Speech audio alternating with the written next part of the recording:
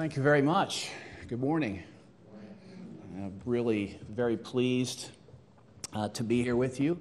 And I hope you'll be okay with me starting off with just a little bit of a reverie, if you will, about libraries. It's such a pleasure to be here. Roi Ottley's World War II is an exercise in historical editing. And that work requires the counsel and the good offices of many librarians and archivists around the country. And for those of us who revel in archival research, this is one of the meccas, being able to come here and see this place. And you know, there are those of us who trade our archival experiences like some people trade baseball cards. And that is a measure of nerdiness that I'm not ashamed to share with you. I mention this because I think that obviously research libraries, teaching libraries, archives, without these things, we can't do our jobs. And I think that you can measure in many ways the health of higher education and the education project by the health of our libraries. We are in this extended period of scarce resources. The library budgets at our institutions of higher learning are unfortunately the first to be gutted in times of troubles. At least that's been my experience. And it has an immediate impact on teaching and learning and research. So it's important for us, I think, to come to places like this, to come to events like this, and to celebrate the efforts of the Roosevelt Library and Museum and their attempts to cultivate book culture. And it really does mean a lot to me to be here and to participate. So I thought I would begin this book talk this morning with a short kind of description of the genesis of Roi Ottley's World War II. And based on what I just said, it won't surprise you that it was the intervention of a very fine librarian, Mr. Paul Spaeth at St. Bonaventure University, that put this project in motion in the first place.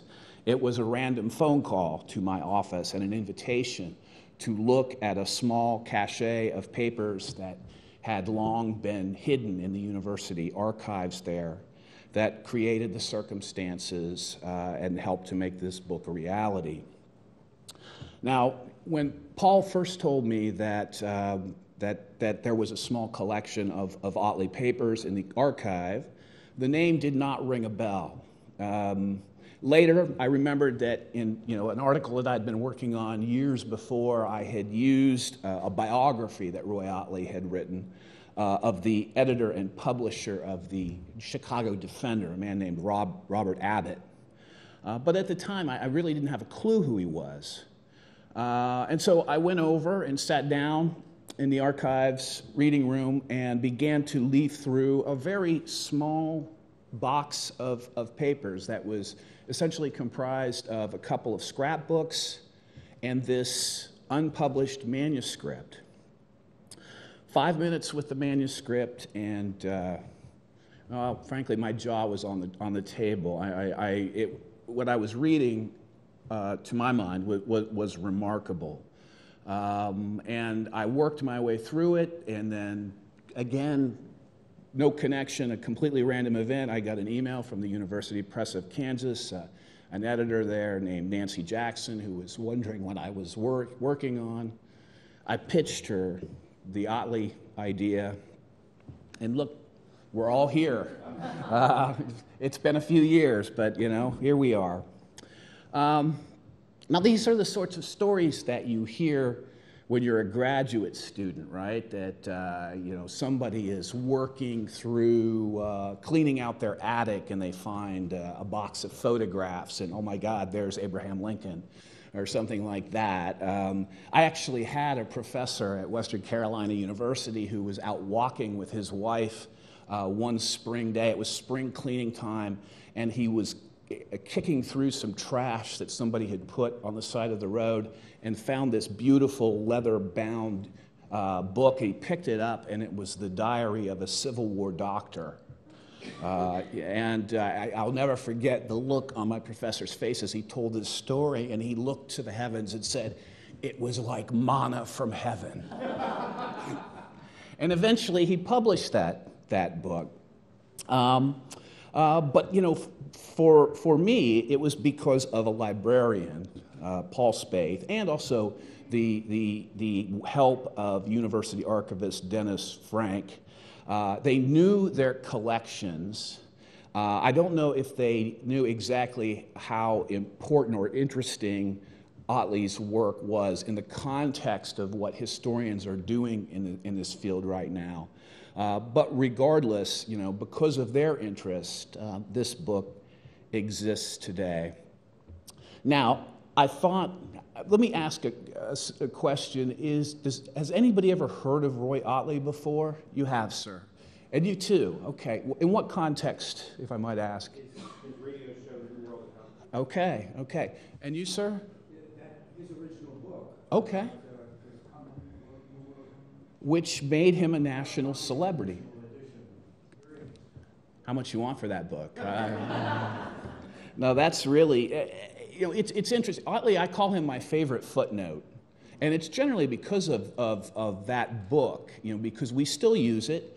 Published in 1943, I'll give you kind of a rundown of Ottleys' life and how, frankly, Ottleys' experiences as a journalist and during World War II offer a very, very different vision and version of a conflict that we refer to in many ways as the Good War.